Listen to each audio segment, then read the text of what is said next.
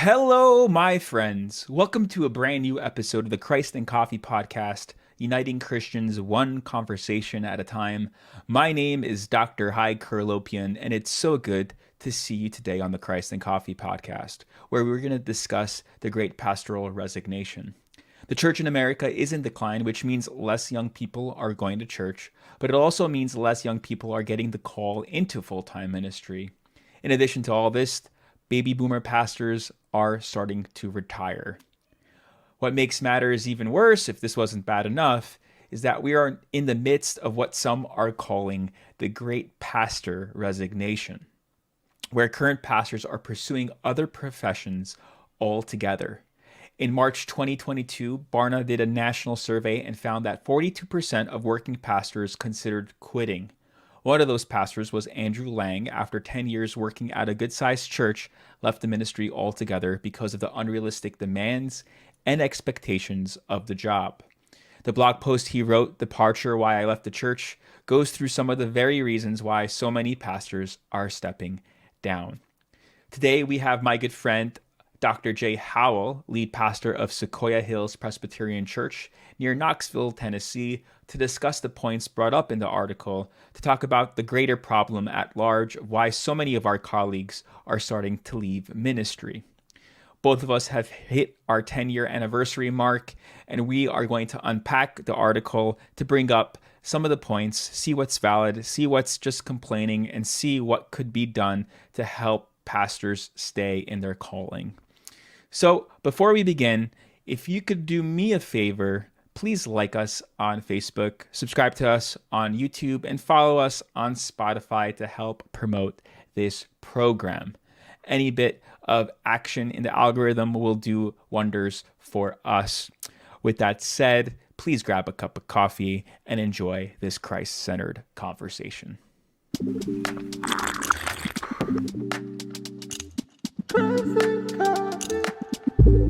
Hey Jay, it's so good to see you, my friend. How are you doing? Hi, I'm doing well. It's great to see you too. I love this podcast because we get to reunite with old friends, and it's so good to see you. We were classmates at Princeton Theological Seminary, and we kind of have been in touch ever since. And it's so cool that we're getting this opportunity to talk about kind of what we've been doing for the past 10 years as pastors. Mm-hmm. So just before we talk about the topic at hand, when did you feel the call into ministry, and what are you up to these days? Mm-hmm. Making a long story short, felt a stirring towards seminary and ministry when I was a junior in college, and but then even then the clarity wasn't there necessarily. I just knew that it had to do something with seminary and God and serving in some way in ministry. I just didn't know what that necessarily meant, but the clarity toward pastoral ministry and serving directly within the church, that didn't come until middle year of seminary, that second year of seminary. And Haig, as you well remember, that was a tough year for yours truly. And you might remember the little metaphor I used from that mediocre movie, Kingdom of Heaven, where Liam Neeson is there with his son and he gives him his vow of a knight. And as you know, safeguard the helpless and always be virtuous, that sort of thing. And then slaps him across the face and says, "And that's so you remember it." For some reason, that comes to mind when I think of that middle year of seminary, of just a difficult year, but a lot of clarity and resolve that came from it. It was as if God, perhaps in the way that he needs to function with me, slaps me across the face and says, "Jay, that's so you remember it," and I always have. That's great. Yeah, I think most people who are called, I think it's more. We kind of like, oh, it's this beautiful moment. No, it's usually a struggle of sorts and a realization of the challenge that it will lead to. But also, yeah, I think God sometimes could punch you in the face, and it's the best way that we get the message. And what a great analogy. I wasn't expecting a Liam Neeson reference in today's podcast, but why not? So and then you also, like, people confirm the giftings in your life, though. I feel like this is a part of the call that often gets neglected. I remember my call story and how, like, the advice was, all right, if the church is responding and you're preaching, keep doing it. But if you don't, you want to reconsider. There's this beautiful thing about a calling. It's just a confirmation. This is how I'm just going to serve God's people. And I feel like you've been getting that throughout your whole life too, right? Like people have said, yeah, people are like, oh, Jay, that didn't make sense that you're a pastor. It, it, Or was it? Because you were a rock star before and other it, things. it definitely was something that I suppose any kind of, oh, comfort, and I'm still not comfortable speaking publicly, not in the least bit, but at least a familiarity with doing it came about for it took a long time brewing. I was the shy kid growing up. And if you were to talk to me at 15, 16 years old and tell me, Jay, your main your main calling, your function, and not just a calling, but the way that calling will be manifest on a regular basis will be speaking in front of a lot of people. Yeah. I would have told you, what are you, nuts? And for that reason, the biblical figure of Moses resonates deeply with me as someone who was deeply reluctant to follow after God, deeply reluctant to speak and to claim to speak for God. Certainly guilty later on of getting too big for his britches, which I am likely guilty of myself. The figure of Moses resonates deeply with me. And so any kind of the affirmation along the way, it certainly was a part of it because I was resistant to it. It's almost like that had to happen. One example for me that was big was in my senior year of high school. We have my home church had a youth Sunday thing, and I was one of the senior speakers. I don't know, you might have done something similar, Haig, when you were a senior in high school. I don't know. Some churches do this. But I offered just a brief homily at best as a senior, along with 3 or 4 other senior high youth that shared on Youth Sunday that year. And I remember the senior pastor at the time, who was newer, and I didn't know him very well. He later became just a powerful mentor for me. But on the way out from Youth Sunday, turns around and gives me a big hug and says, "Jay, keep doing what you're doing." And that was the first time that someone had said, anything regarding a public presentation or public speaking. That was the first time that someone said, "Hey, there's something there." Yeah. And then even later on, when I started discerning a call into ministry, almost retroactively, same thing with friends and friends of the family and peers. It's like they would point back to that time when they heard that homily on Youth Sunday. They said, there was something there, Jay. So this doesn't surprise me. And I said, well, could have fooled me. It surprised me a whole lot. So that was definitely an affirmation early on that not just serving the Lord, not just serving within the church, but in the particular calling of preaching and pastoral ministry, that this was something that I felt called to, perhaps had some giftings in, but always reluctantly. I am never entirely comfortable up there. And all you need to do to check is after a sermon and I get back in the office, all you got to do is say, "Hey, Jay, hold up your arms for a second." And I'm just drenched with sweat. Probably too much information for your podcast, Haig, but I wanted to share that a little No, I mean, there's that famous Seinfeld joke. The number one fear is public speaking. Number 2 is death. So more people are scared of giving the eulogy than being in the casket. There's something to public speaking that, especially as pastors, to make it look easy because they're so used to doing it. I feel like people neglect how challenging it can be. I mean, most people struggle to speak publicly, but it's just getting to that point of confidence to just speak. So yeah, I think you're just being honest. That's all. So after seminary, you started getting ordained in the PCUSA, right? Mm-hmm. And where are you currently serving? Mm-hmm. Currently, I'm the pastor and head of staff at Sequoyah Hills Presbyterian Church in Knoxville, Tennessee. I've been here for just over 4 years now. I came here summer of 2019. And then before that, I was an associate pastor at Germantown Presbyterian Church. Germantown, Tennessee is right outside of Memphis. And so I was there for about 7 years. Amazing. And there was kind of this viral article that kind of made some rounds on probably our news feeds. I don't think everyone's news feeds, but definitely our circle of friends who are pastors. Mm-hmm. And it talks about this pastor who I believe his name is Andrew Lang, and he was a kind of in a similar position as you, a charge of a good-sized Alexander Lang. Mhm. a good size church, and he decided to quit after 10 years.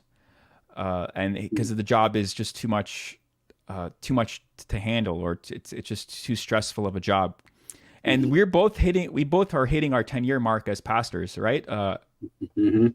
And I figured it'd be fun to kind of reflect on what's valid about this, what could be nitpicked a bit, talk about the church structures that maybe need to be pivoted a bit. But there's something to this issue at large where there is this great pastoral resignation. A lot of young people are not going to church, but also a lot of young people who may have been pursuing ministry are like, all right, this is just a ridiculous job. I'm out.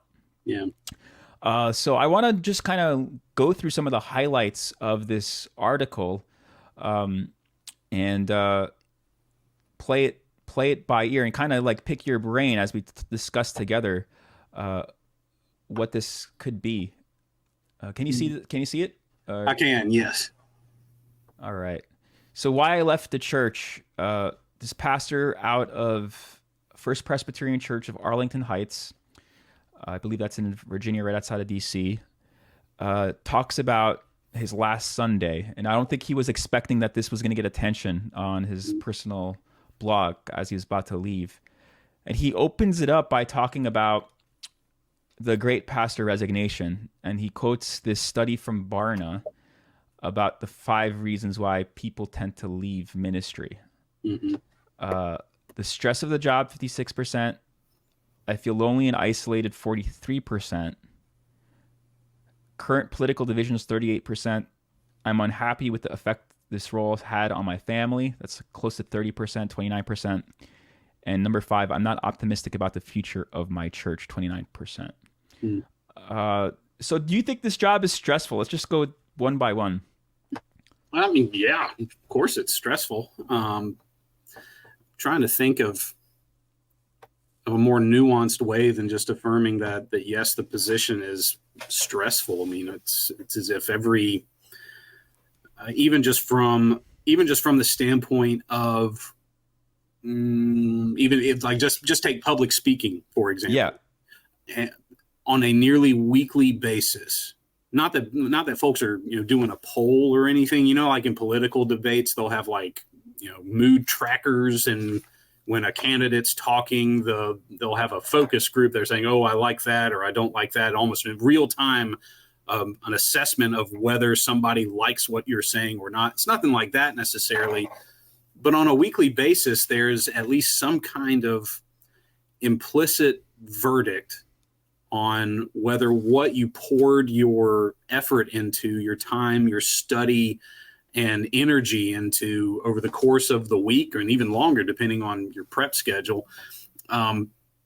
And that's a combination of both in comments after the service, in the number of people that are there, in the emails that may ensue afterward, any kind of chatter that ends up on social media. I mean, you put it out there, and it is subject for commentary. That's what you want. You want it to be Yeah. the subject of further thought and commentary. But another piece of it is that commentary can come across as, oh, I either liked your sermon or I didn't like your sermon, and very quickly, because so much personal investment can go into the preparation and delivery of a sermon, anything, whether it's positive or negative, it can become very difficult from a preacher's standpoint to separate one's own personal identity and well-being from whatever thoughts may surround a given sermon. To a degree, we shouldn't completely separate the two, but if they're one and the same, then it means that my mood for days after a Sunday may be dependent on whether or not somebody liked a sermon on Sunday. And that's not the right headspace to be in. You almost have to prepare yourself spiritually that when you step into the pulpit, literally or metaphorically, we almost have to say we are claiming from a place of humility, hopefully, that we are stepping into the place of interpreting the word of God to the church. Therefore, if we are doing it truly faithfully, it's not entirely me that's doing it. Right. And it's hard to say that and sound humble because it's like, oh yeah, I'm speaking for God, I'm claiming that. Yeah, but you Most have the safety net of the scripture and proclaiming Jesus from it too, to give that confidence. But I totally relate. I think the first 7 years of my career, I would feel like awful for an entire week if I preached a bad sermon. And that assessment was whatever I thought about it. There was one time, like my second year of preaching, there was this like eccentric Broadway personality type who was elderly in age. She was like all Shakespearean and stuff. She attended the church where I pastored in New York. And she came to me like right before I was about to preach and said, "You can't speak English." And she just shook me. And I was just like a mess even before I got there, because other people's opinions like could have that weight. But it took some sort of internal searching, some mentorship from my doctoral program, where I got to the point where my value is not determined by my sermons, but it's determined by the sermon itself, like the gospel. Jesus Christ determines my value, not and that's it. And getting to that point is still like not always there, like you said, if like there's a low attendance or whatnot. But that really helped me, just really understanding that what I'm proclaiming is my value, not how well I'm proclaiming it, the one I'm proclaiming it about. But I think there's this problem too, because some pastors are naturally gifted communicators or public speakers. Like preaching is my favorite part about the entire job, but I get stressed out about the other stuff that we have to do. Like just simple admin or whatnot. He's going to talk about the different roles of the pastor, but I think it also, we need to have this mindset of not every pastor is going to be Billy Graham or fill in your favorite public speaker. Some pastors are usually good at one aspect of the job, rarely all of it. Whether it's counseling, officiating weddings or whatnot, or just being a leader of a nonprofit, that there's always this sense of one person has all these strengths, which is absurd.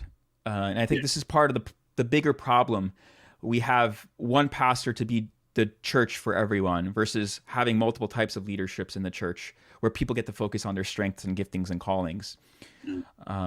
But yeah, it could be a super stressful job. It's never like, it's always stressful to do a funeral, like, or visit someone who's on their deathbed. It's not fun. Like, it's just not.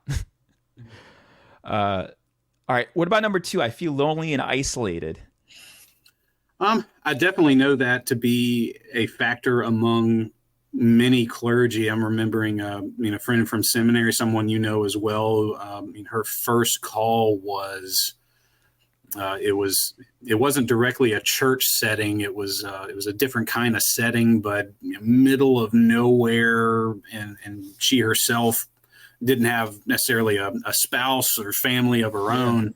And so it meant that when she went into that calling, enthusiastic as she was about it, it meant she was there on an island with not just, there was a small community surrounded by that particular calling, but it was also community with other peers her own age, nothing like that. And so, there's just the isolation that's there with that. Now, I speak of, say, other people because in this regard, and this is something that's going to come up halfway often, that any commentary on what Reverend Lang talks about, I feel tough talking about it because I am coming at it from a standpoint of privilege. I've had my first call was wonderful. My second call was wonderful. I feel spoiled. So I can offer some commentary theoretically and where I can see hints of that, but nothing to the degree of what he's describing here. But on this particular note, I think there's personality that comes into it as well. For my own part, and this, Haig, that I've always been somewhat introverted and I'm not necessarily dependent of like, oh my goodness, if I don't constantly have the companionship of people around me all the time, I'm going to feel bad. Now, eventually I'll get there and there have been periods where I feel like, wow, I am downright isolated and it's not a good space, but it may take me longer to get there than say somebody else. So there's some like weird, I don't know if you saw this, there's like this weird acoustic acoustically soundproofed room that it has so deadened just the latent echo in a room that you can't even if you can't even hear yourself breathing, because they set up all the things on the walls to absorb all of the sound. And apparently you put a person in that room and pretty quickly they start hallucinating, because we are not used to that level of silence and isolation. I've never been in a room like that, but my guess is my threshold might be a little bit higher than your standard. Yeah, fellow introverts unite. I totally could probably sit. Like, I love the pandemic because I was like, this is not bothering me. Like, I get what you're saying. As an introvert, we get recharged by actually being alone, and we need that to actually reduce our stress.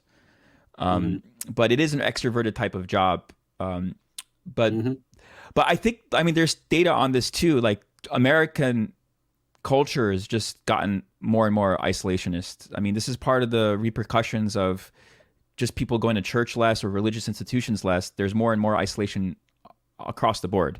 And this started before the pandemic, and it just got accelerated during the pandemic, how lonely this world has gotten because you don't have communities like we used to. We have these fake communities online. But then there's also there is this, and any leader, regardless if you're a pastor or not, could relate to the loneliness of leadership. Because at the end of the day, you have to call the shot. You know, your decision is going to affect people, and the buck stops with the leader usually. So yeah, there's definitely this aspect to it. There's and that's a challenging component of I mean any kind of pastoral ministry, that on one hand, there's a relational call to be deeply invested in your congregation's life. And yet say my day includes visiting with a family in preparation for a funeral, following a personnel committee meeting, and then after that, prep work for the upcoming sermon for the upcoming Sunday, and then later that night we have just a church-wide community dinner, something like that.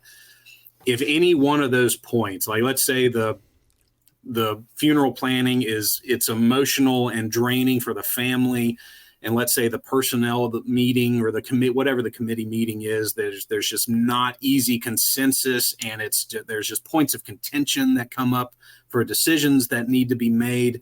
And then prep work for the sermon isn't going easily. And then later on for the dinner, it turns out that the stove isn't working and the food isn't cold. If at any one of those points, I or any pastor becomes so emotionally invested in whatever that point is that it's going to spill over into whatever the next thing is, then that's going to make the pastor less effective in the long run.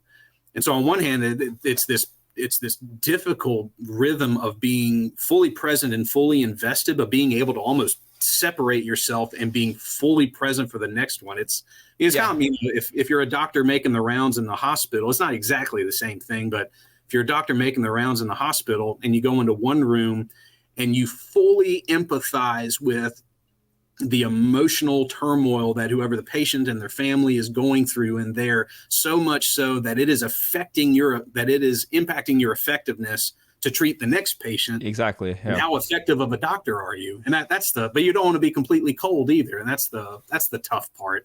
But that isolation there, in order to be effective in pastoral ministry, it's almost like there's like this, it's just the right balance of distance that has to be kept. I find it especially tricky among those around the same age. And I noticed this in my last church. I noticed this here, that for those around the same age, it's a hybrid relationship. It's a friendship, but then it's also a pastoral thing. Yeah. And it's hard to wear the right hat, especially as young pastors. I can relate to that. But I think there's something to making sure you're having a life outside of your church. So you're not always with the pastor hat. And I think this is where colleagues are important. Having like legitimate, honest conversations with people who could kind of relate to your field, or who are other pastors. Like for me, I used to have like a monthly gathering of pastors. We would pray for 12 hours in New York. I miss that now that I moved to LA. I'm like trying to create it and have it again. So I have that sense that okay, I'm not the only one in this job or in this position. And I think there's something to this too, where this is where like the church structure is messed up. If you look at Jesus's model of ministry, he sent people two by two. It never was supposed to be like a solo gig. And I think if we reclaim this kind of concept of like a tag team ministry, I think it would do wonders for carrying the blunt of the weight of the responsibilities, because you're not one person not supposed to do it, but also to have the setup like Jesus is set up to just make sure it's two by two. But this is a deeper issue. I think this is the issue of the decline of the Western civilization is this inability for people to just connect, and there's a sense of being lonely. And I think it runs deeper. We could talk just about each of one of these things on a separate episode, but let's keep going. Let's talk about the funnest one of the three of the five current political divisions. Giddy up. Giddy up. It's right. I'm scared to speak right now. That's how bad it is, because it's going to be taken one way or the other. And I do believe that because this country has gotten more secular, people's political platforms have become religions, and therefore it's everyone gets uber sensitive when you mention a political figure or a political platform, and you would expect with the constant newsfeed we get that it'd be more of like a democratic open-mindedness for positions with all the knowledge we have, but it's gotten worse. People just stay in their own tribes with political parties and platforms, and they have manipulated social media to kind of have people think a certain way, and it's scary to talk about it because this has caused a lot of stress during the pandemic, especially. Churches have split based on if they watch Fox News or MSNBC. Yeah, I see it. And I think, say between your context and mine, I don't know necessarily about your church, but even just where we live. Hi, you're in a blue state, I'm in a red state. Yeah, I have no idea what it's like living in a red state, by the way. Yeah. It's definitely, I'm trying to, it definitely lends itself to kind of a different kind of, call it public commentary, just in the grocery store or something. Yeah. Not that you dive into politics at the grocery store, but it sounds different here than say it would have when, say, both of us were up in New Jersey, or if we were to go out in California in general. I mean, that's painting with a very, very broad brush. But on one hand, yes, there's increasing polarization. There's a temptation for, and even pressure from congregants and oddly from other clergy to dive into what I would consider partisan commentary from the pulpit. And resisting that, on one hand, can bring about relief and appreciation that someone comes to church knowing that they're not going to get the same kind of talking head that they see on the news every night. Yep.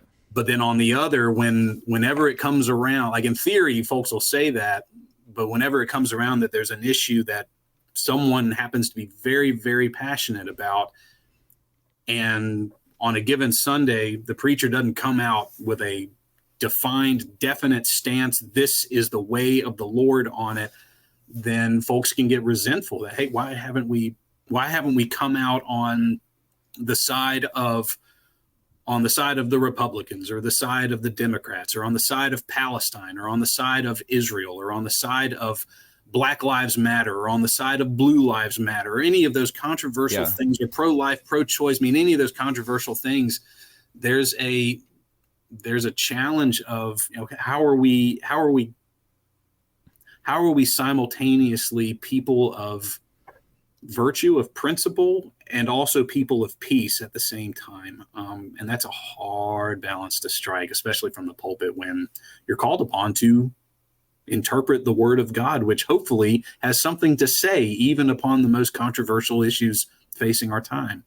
Yeah, absolutely. I like this rule of thumb of, like, if you can't speak one positive thing about the other party, there's something you may want to, like, think about how your thoughts have been shaped. Like, there should be one compliment on the political opposition, or one thing you would appreciate that maybe your side does not do.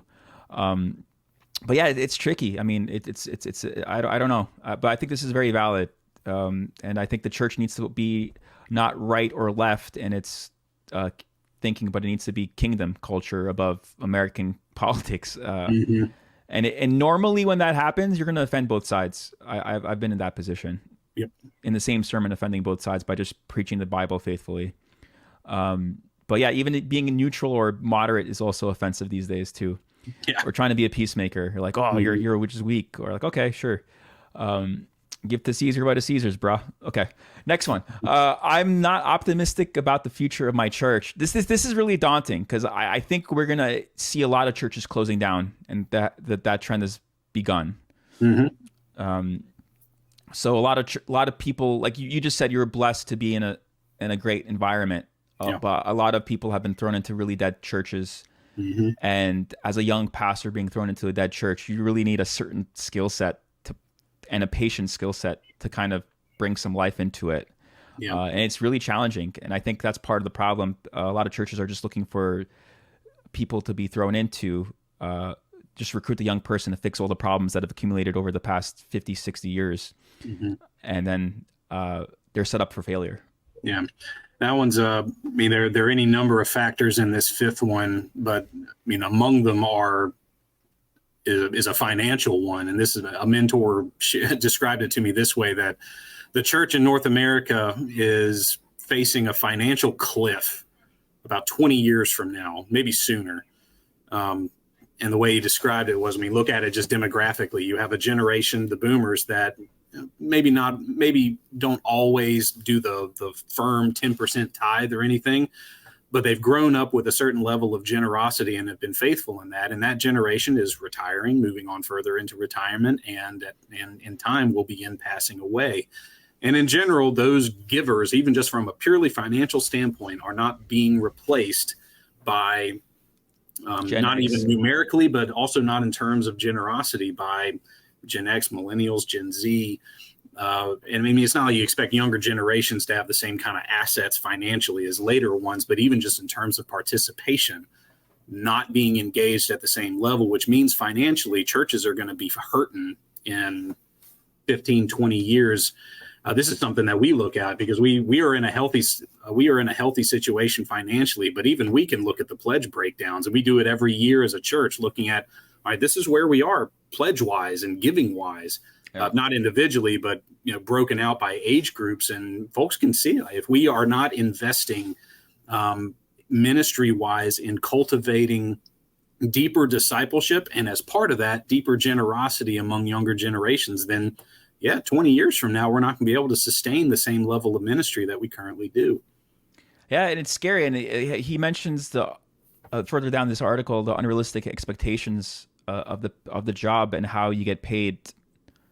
The average pastor for a PCUSA is $55,000. Is that correct? That's probably not including a housing allowance, right? I thought PCUSA was like one of the more better paying denominations out there. No, I'd say no. My guess, I mean, that it may also be true that that's one of the better paying denominational average salaries, but my guess is that 55,000 includes a housing allowance. The usual rubric for PCUSA, quote unquote, total effective salary is the combination of the salary that's reported to the IRS and then the housing allowance.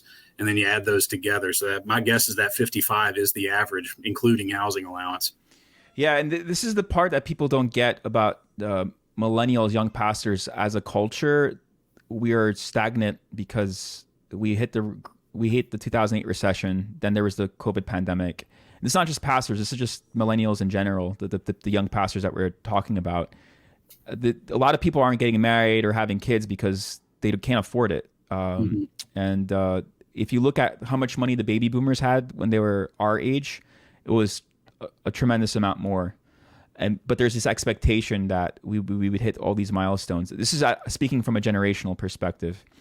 But yeah, I know of many churches crying out for pastors, but they are going to pay less than this. And like, what do you expect? If you're not going to take care of their family, they have no choice, because one of the reasons why people left too is the final one. I'm unhappy with the effect this role has had on my family. If we can't provide for the families of pastors and they're trying to take care of the spiritual family, there's kind of a hypocrisy there, you know. I'm always in the strong mindset: God first, family second, third, family second, church third. Mm-hmm. I don't think any pastor should sacrifice their family above a church, because it'll automatically make them hypocrites. I can speak firsthand as to the impact that the effect it can have on the family. And this is, I want to qualify this, that it would have been about this time a year ago that I let myself get way overcommitted in the rhythm of weekly things for a season that I had agreed to do, even just temporarily. And there are always spurts, whether it's Holy Week or the lead up to Christmas Eve, that you just know is just going to be busier, and that's part of it. And you know those are coming, and you kind of gear up for them. But then there's also a sustainable level of just activity that is okay within not just minister life, but also family life. And then when it starts clicking over that, that's when you can tell that it's having an impact. I hit a stretch like that about a year ago, when, not because of pressure from the church, I just kind of said, oh yeah, I'll lead this special Bible study on a weekly basis for about 8 weeks. And then also agreed to do X number of small gatherings for our annual stewardship campaign, on top of the regular meetings and further development of this or that thing. And lo and behold, by the time it got to about Thanksgiving, it was about this time a year ago, by the time it got to Thanksgiving, I was running on fumes at that point. It was impacting my preaching. It was impacting my presence with my kids. It was impacting my presence with my wife. And it starts to spell out. And that wasn't even with pressure from the church. That was just me saying yes to too many things. But it can also happen in other settings where there are unrealistic expectations on the pastor's presence at every single thing, that it can just gnaw at a pastor. And then lo and behold, their family resents that they're married to or the child of a pastor. Yeah, exactly. And then there's this scheduling of a pastor too. Like, we have weird hours. Like Sunday, when everyone has off, we are game time, Mm-hmm. And then usually a lot of Bible studies are at night because people are getting off from work. So it usually gets out of sync. I guess when our kids get older, we're going to feel it more.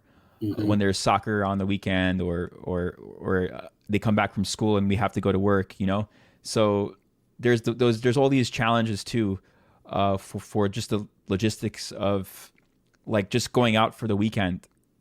That's not a mm-hmm. thing a luxury we normally have. Nope. So again, I'm not complaining because I take my Mondays off. I love Mondays, and I honor Monday. Like I fight tooth and nail to not think about anything work related that day. And if I know if I don't have that Sabbath, I'm screwed for the rest of the month.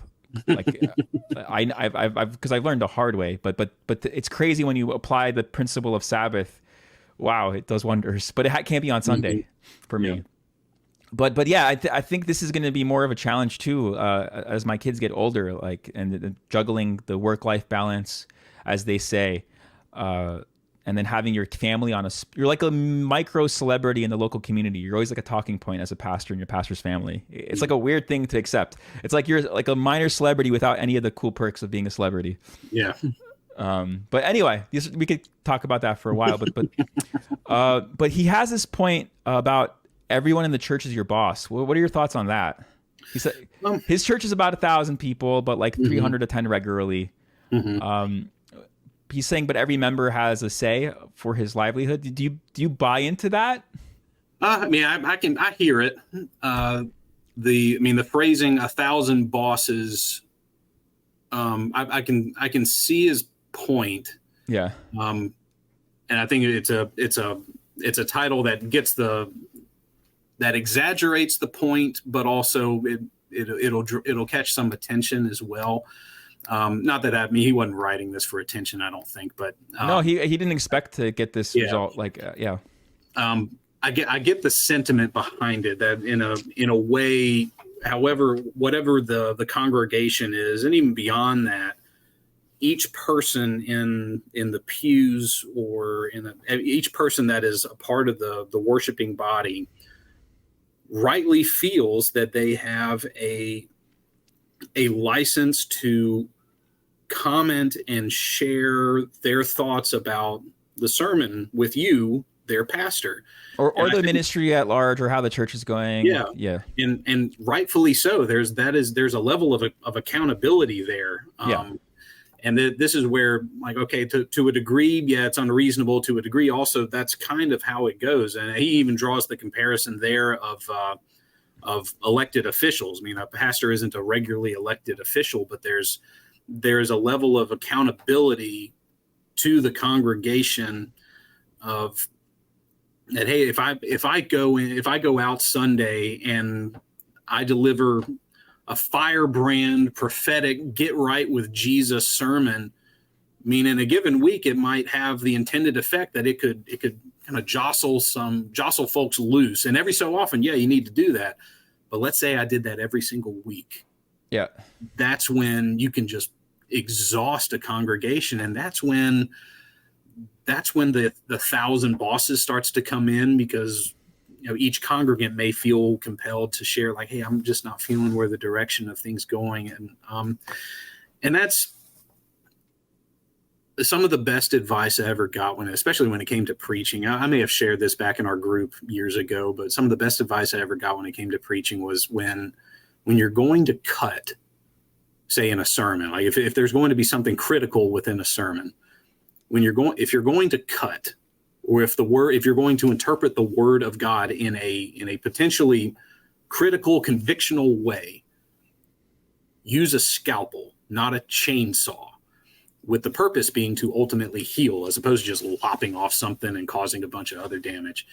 And even then, let the motivation be to heal. And this is not necessarily implying that this is where Reverend Lang was coming from, but I know of too many friends and colleagues who become so concerned with the sort of citizens, Christians that their church should be, and so frustrated that they're not, that they stop loving the people, the Christians, the disciples that they are. Sharing the truth without the love. I think that's always that balance of truth and love, and then kind of having a gauge of where the current church is right now. Mm-hmm. I think sometimes this is why, like, going into a dying church or an old church is really a specific skill set you need, because you need to have that intuition to gauge. So not go in and change everything. And people hate change, Mm-hmm. I think whether you're the most progressive person or not, like, there's something sociological about any sort of change, especially when it comes to music or the pews or whatever. Mm-hmm. It's a really delicate art form to actually implement some sort of changes for any church setting. Mm-hmm. But this concept of just throwing a Bible at someone without the grace and love, I think is key, and that's where the heart matters. But I do think structure is important here with the 1,000 bosses comment. Mm-hmm. I mean, there's a congregational model where it's like every vote is equal, but the Presbyterian model, the eldership is super important. And then you have the high church models like the Catholics and Orthodox, where it's just like whatever the bishop says, he has super amount of power, or whatever the Pope says. I love Presbyterian governance. Yeah. I just love it. I mean, it can be tedious and frustrating sometimes, but I joke when we do officer training each year. Yeah. Among the points that I love sharing with, especially if someone has never done it before, I love sharing with them, like, it will surprise you how very little in the life of the church the pastor is given just sole unilateral authority over.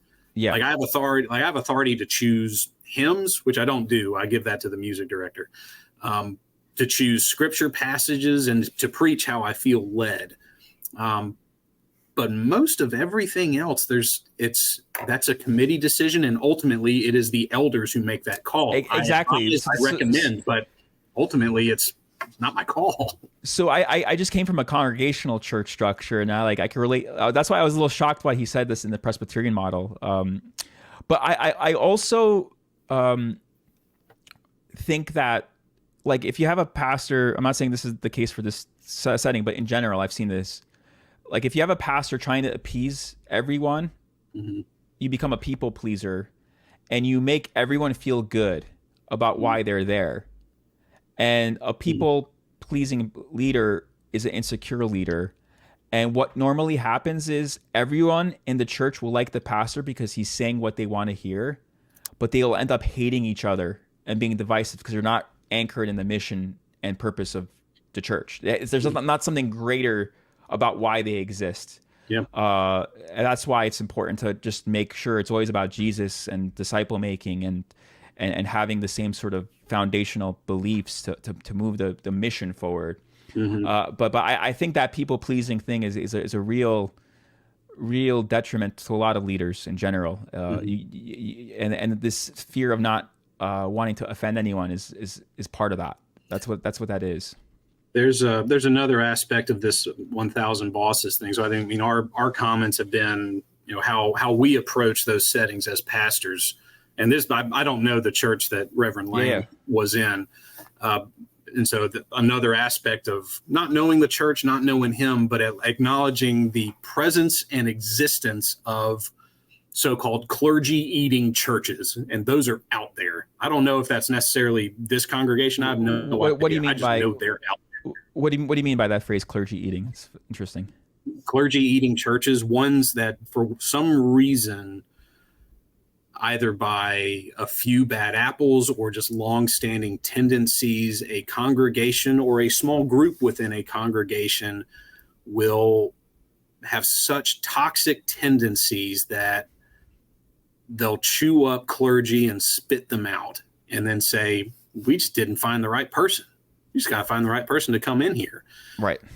Like there was a good friend of mine went through this same sort of thing and shared with me some of the things that members in his church did and said.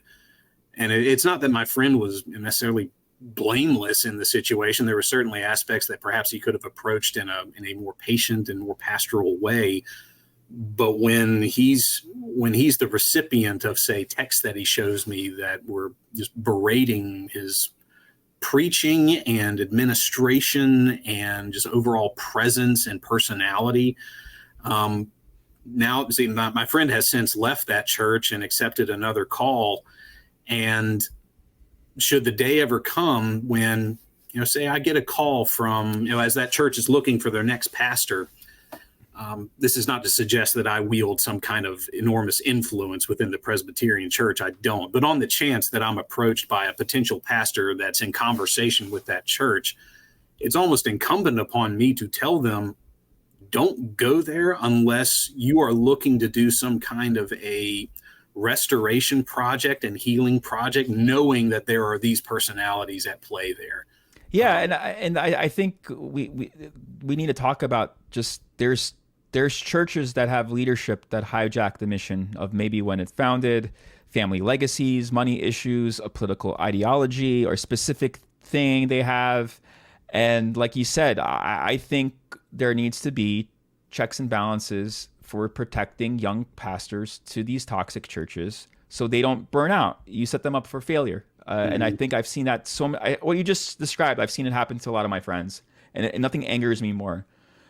Because they do have this legitimate call on their life, but then you set them up in this environment where they don't have the skill set necessarily to fix that. Maybe even if they had the skill set, it's so bad they wouldn't be able to fix it. So yeah, I think this is important to address that. And oftentimes it is the pastor's fault, but not all the time. It's but sadly, let's wrap up with kind of the hats of the pastor has. In the article, he talks about the different levels of roles a pastor plays. He says professional speaker, CEO, counselor, fundraiser, human resource director, master of ceremonies, and my favorite, the pillar of virtue. Yeah, I think this goes back to having one pastor be the end-all be-all for everything. And I think I'm a big fan of the fivefold ministries. There's prophets, pastors, teachers, evangelists, and apostles. And I know apostles and prophets have heavy loaded definitions to them and divide churches, but I think that if we have a big, broader understanding of a pastor not being a one kind of personality that fits at all these categories, and it delegates to multiple types of personalities, Mm-hmm. it leads to it fixes a lot of the problems that we currently face in a lot of church structures. Mm-hmm. But yeah, I think one pastor could be a really great speaker, but awful at fundraising, Mm-hmm. you know? But I think they all should be pillars of virtue, though, in the sense of there should be some character that's there. In my doctorate program, we had this one module where we focused on our greatest leadership failure. And all the pastors, some amazing pastors with great ministries, were in my cohort. And the common theme was giving a spiritual position to someone who had the giftings, but didn't lack the character. And that seemed to be the revolving theme on so much of the kind of the negative shortcomings of pastors falling, is the character. Their character wasn't ready yet to sustain the leadership that was needed. There's seeing this list broken down that way, it does become almost comical. And I mean, Reverend Lang is right on that. Depending on who you talk to, they're going that a congregant or a congregation as a whole will expect these levels of expertise, training, all across the board out of a single person. And when you present it like this, you're like, oh, well, that's silly. Of course not a single person isn't going to be excellent in all of these things. And I remember this would have been a mentor, and this applies more to youth ministry more than anything else, but it was talking about the churches realizing, wow, it's really difficult to find a youth director or a youth worker of some kind. And so this is an old pastor, a mentor. You would joke, I'm like, I know it's really, really hard. I mean, someone who is at ease speaking with sixth graders up to 12th graders, as well as their parents, and also can organize events and be fun and energetic at all of them and run a budget and relate to committees. And then we pay them peanuts. Why is it so hard to find and get them to stick around? I hear something similar here of like, wow, why is this? Because I mean, you take someone with even some of these skill sets and you put them even in just a regular business setting, even if they have no business training, just their ability to navigate among people and guide people to work together, it is potentially a very profitable skill. I had a friend of mine that did that exact thing. They had no formal business training, but they were effective at ministry. They got burned out at it, but then they applied those same skills into just something as straightforward as property management. And the folks in the company were like, oh my goodness, we have never met somebody with these kind of skills. I'm like, yeah, we'll go talk to a bunch of pastors and you'll find more. Yeah, they have to wear each of these hats. Yeah. So yeah, I think that's part of the expectation, again, with pastor being the church leadership as a whole, and it kind of a Band-Aid to the bigger issue. And this is where leadership development is important, and having the church step up. And again, the healthy churches delegate this stuff. I think that's it. But yeah, I do think this. It kind of sounds like that person who just wants the perfect online dating profile, and is just like never good. It's still single for a reason, because their expectations are absurd. Yeah. But my biggest beef with this entire article was how he ended it, because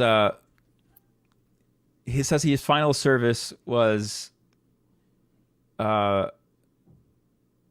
where he announced his resignation. He had Coldplay, U2, and the Beatles perform during his final service. And he says, I gave one of the best sermons I've ever preached, called The Change Below. I should have probably listened to this sermon, but just the fact that he's patting himself on the back with his sermon, and the fact that Coldplay, U2, and the Beatles are in a worship, like, for me, theologically, this is anathema. Like just personally, like, what kind of church is this if you're not singing songs to the Father, Son, and Holy Spirit? But there's some great points here. Again, I don't know the guy. I should probably listen to the sermon. And what are your thoughts on just like when the culture for me, this is the culture taking over the church culture, and this is why the church is suffering, because it's not sticking through to some of the kind of the biblical principles. Well, one is I wonder what Coldplay, U2, and Beatles songs. I'm kind of curious because I love All you to. need is love, fix you, and Sunday Bloody Sunday. Probably Sunday Bloody Sunday was a reference to to his the ministry every Sunday. I wonder what songs there were, but not necessarily commenting on his choice of secular music in a worship service. I think that's connected to what he described right above that in the previous section of a fixed mindset versus a growth mindset. If one were to say, hey, let's incorporate Coldplay, U2, and the Beatles into a worship service without stretching too much, one could, I think, rightly assume that that would be part of a growth mindset to introduce new things into especially if it's a more established congregation, that if there's I think he described this as an institutional church, which tells me the congregation may have been there a while. Mm-hmm. The sanctuary, just by the look of it, looks like it has a wonderful organ, maybe a choir up there. I don't know necessarily. Let's forget about the secular music, but let's just assume that, all right, like a common case study. Mm-hmm. They have choir singing, but they want to move to contemporary mm-hmm. worship service. Yeah. Like something like that. Yeah. And that's been something we have been looking at. So say, fixed mindset versus growth mindset. There are congregations that, especially if they're established, it can be difficult to bring about really any kind of change. But I remember thinking this this was back in Germantown. There, back in the Memphis area, there were any number of church plants, but then there were also the more established high steeple congregations. And I saw there was an example of a church plant, and I would hear of what was going on there almost with jealousy of just how nimble they could be to try new things and introduce new music or do this over there, because there wasn't the programmatic. This isn't the most charitable term, but the programmatic baggage of having to maintain all of these other almost legacy programs. That's not a charitable term. But then on the other hand, there's this high steeple institutional church. But I saw, and I've been blessed to see examples of more established, quote unquote, institutional congregations that their longevity and their stability become instruments for and can become a juggernaut in mission and in ministry within a city, precisely because it is so stable. Yeah.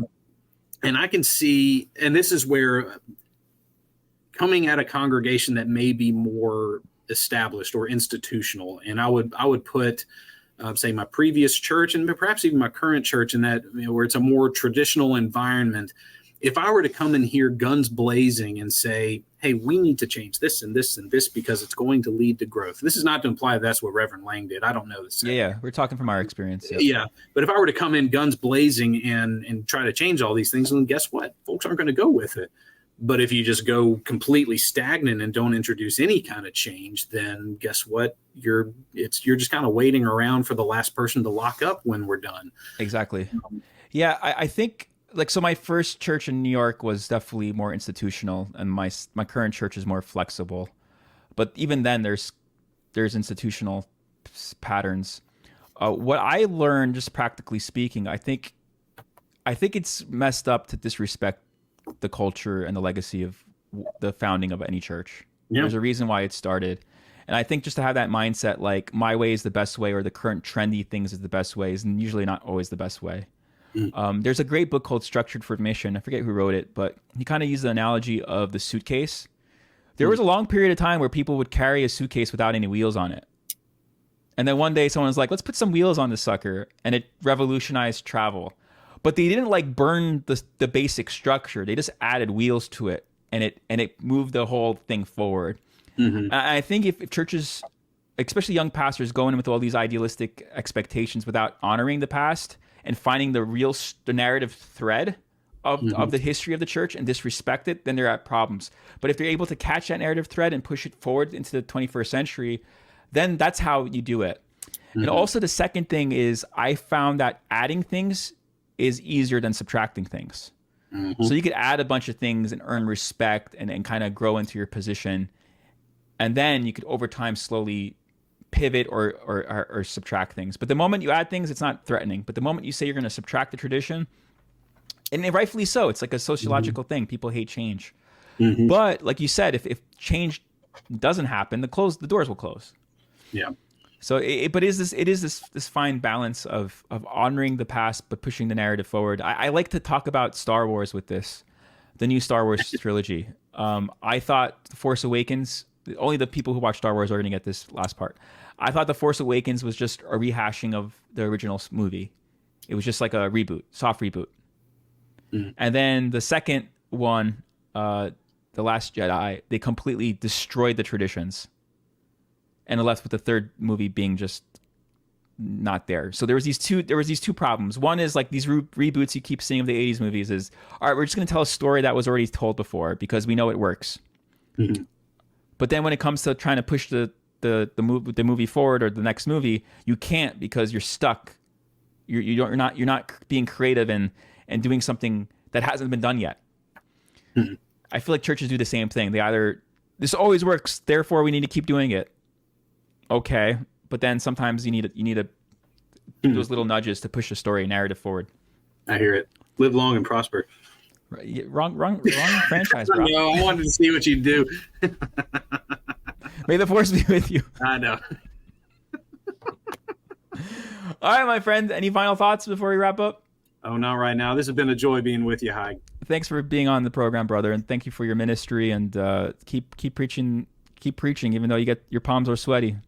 But keep preaching, brother. And thank you all for watching to the end of the Christ and Coffee podcast.